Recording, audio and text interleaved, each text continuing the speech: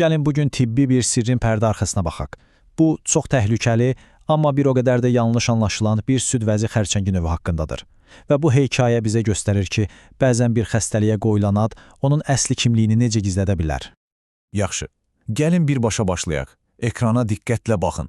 Bu mammografiya görüntüsündə bir şiş var. Onu tapmaq çətindir, elə deyilmi? Məhz bu çətinlik bu xərçəngin niyə bu qədər ölümcül olduğunun əsas səbəbidir. İndi isə hekayəmizin, belə desək, baş qəhrəmanı ilə tanış olun. Diffuz infiltrativ lobulyar karsinoma, ya da qısaca ILC. Adı biraz mürəkkəb səslənir, bilirəm. Amma əsas məsələ onun bədəndə necə gizlənməsindədir. Baxın, diffuz və infiltrativ sözləri o deməkdir ki, o bir topa şəklində yığılmaq əvəzinə sağlam toxumaların arasına sızır, sanki görünmədən yayılır. Bir anlıq bu iki şəkil arasındakı fərqə baxaq, bu sadəcə inanılmazdır. Solda standart bir şişi görürük, aydın bir kütlə, demək olar ki, mən buradayam deyə qışqırır. Amma indi sağ tərəfə, ILC-yə baxın. O bir kütlə yaratmır, bunun əvəzinə toxumanın quruluşunu, arxitekturasını incə bir şəkildə pozur. Bu, meşədə kamuflaj etmiş bir yırtıcını tapmağa çalışmaq kimi bir şeydir. Deməli, əsas məsələ budur. Bir çox xərçəng növünün mammografiyada buraxdığı o barmaq izləri var ha, yəni kütlələr və ya kalsium çöküntüləri, ILC-də bunlar demək olar ki, yoxdur. O, bir hörümçək toru kimi toxumalar boyunca səssizcə yayılır və çox vaxt aşkar ediləndə artıq çox gec olur. Gəlin rəqəmlərə baxaq. Düşünün, AIC bütün süd vəzi xərçənglərinin cəmi 5-8%-ni təşkil edir. Amma süd vəzi xərçəngindən ölümlərin qeyri-mütənasib dərəcədə böyük bir hissəsi məhz onun payına düşür. Yəni, bu kiçik faiz əslində nə qədər böyük bir təhlükəni gizlədir. Və beləcə, biz araşdırmamızın əsas tapmacasına gəlib çatırıq. Bu xərçəng haqqında illərdir qəbul edilən fikirlər, bəs görəsən doğrudurmu? Adı, onun əsl kimliyini düzgün ifadə edirmi? 10 illiklər boyu həkimlər bu xərçəngin adına güvəniblər. Lobulyar karsinoma. Bu ad birbaşa deyir ki, xərçəng süd paycıqlarında, yəni lobullarda başlayır. Bütün diaqnoz və müalicə strategiyaları da məhz bu təməl fərziyyə üzərində qurulub. Və burada hekayəmiz dramatik bir dönüş alır. Bəs birdən, bütün tibb dünyasının qəbul etdiyi bu əsas fikir səhvdirsə, onda necə? Budur hər şeyi dəyişdirən o dəlil. Gəlin bu mikroskop görüntüsünə birlikdə diqqətlə baxaq.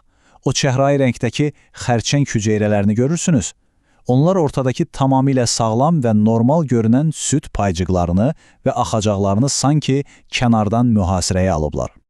Bu görüntünün mənası heyrətamizdir. Xərçəng lobulların içindən başlamır. O, lobulları çöldən əhatə edir. Təsəvvür edin, bu, sanki cinayətkarın evdən çıxmadığını, əksinə pəncərədən içəri girməyə çalışdığını göstərən bir dəlil kimidir. Deməli, biz onun əsl mənşəyini axtarmalıyıq. Bu tapmaca ilə üz-üzə qalan tədqiqatçılar laboratoriyaya yollandılar. Məqsəd bəlli idi. Bu sirri xərçəng hüceyrəsinin əsl kimliyini tapmaq. Gəlin onların bu elmi detektiv işinə nəzər salaq. Proses əslində olduqca məntiqli idi. Tədqiqatçılar əvvəlcə xəstələrdən götürülmüş şiş toxumalarından hüceyrələri ayırdılar. Sonra onları laboratoriya qablarında xüsusi qidalarla bəslədilər və sadəcə olaraq onların necə böyüdüyünü, necə davrandığını izlədilər.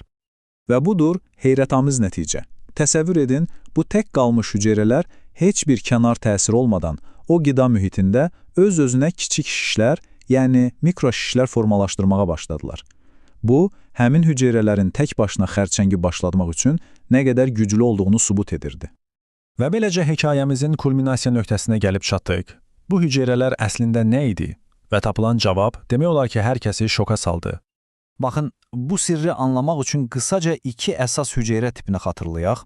Epitelial hüceyrələr bədənimizdəki sərhədləri və astarları əmələ gətirən memarlardır. Mezenximal hüceyrələr isə birləşdirici toxuma yaradan, hərəkətli və təmir işləri görən fəhlələrdir. Onlar adətən fərqli komandalarda işləyirlər. Yaxşı, bəs alimlərin tapdığı bu sirli hüceyrə hansı idi? Memar yoxsa fəhlə? Cavab inanılmaz idi. O, hər ikisi idi. Budur, təksib edilməz dəlil. Alimlər hüceyrələri xüsusi fluorescent boyalarla işarələyiblər. Və nəticəyə baxın, eyni bir hüceyrənin üzərində həm epitelial hüceyrələrə aid qırmızı rəngi görürük, həm də mezenximal hüceyrələrə məxsus yaşıl rəngi. Bu, bioloji cəhətdən çox nadir bir hadisədir. Bunu təsəvvür etməyin ən yaxşı yolu onu bir növ iki tərəfli agent kimi düşünməkdir. O, həm memar kimi quruluş yaratma qabiliyyətinə malikdir, həm də fəhlə kimi hərəkətli və işğalçıdır. Bu, xərçəng üçün mükəmməl, amma bədən üçün ölümcül bir kombinasiyadır. Yaxşı. Deyə bilərsiniz ki, bütün bunların nə mənası var? Yəni, bir hüceyrənin hibrid olması niyə bu qədər vacibdir ki? Gəlin yekun hissəyə keçək və bunun xəstələr üçün nə demək olduğunu anlayaq. Əslində bu kəşf hər şeyi dəyişir. Məlumdur ki, bu hibrid hüceyrələr şiş yaratmaqda çox ustadılar. Onlar adətən pis proqnozla əlaqələndirilir və ən əsası, onlar standart müalicələrə qarşı çox vaxt davamlı olurlar. Çünki bu o deməkdir ki, biz bəlkə də 10 illərdir ki, səhv düşmənin zəif nöqtəsinə hücum edirik. Elə tədqiqatçıların öz sözləri də vəziyyətin ciddiliyini çox gözəl ifadə edir. Onlar deyirlər ki, biz bu xəstəliyi yanlış adla çağırdığımız müddətcə ona qalib gəlmək üçün doğru silahları heç vaxt tapa bilməyəcəyik. Deməli, bütün bu hekayədən çıxarılacaq ən əsas nəticə budur. Bir düşmənə qalib gəlmək istəyirsənsə, ilk növbədə onu əsl adı ilə çağırmalısan. Bu xərçəng bir lobulyar karsinoma deyil, tamamilə fərqli, hibrid bir varlıqdır. Və bu da bizi sonda çox vacib bir suala gətirib çıxarır. Görəsən, tibb dünyasında daha neçə xəstəlik var ki, biz onlara sadəcə yanlış ad verdiyimiz üçün, onlarla yanlış strategiya ilə mübarizə aparırıq. Bu hekayə bizə göstərir ki, bəzən ən böyük kəşflər ən sadə sualdan başlayır. Görəsən biz buna düzgün ad vermişikmi?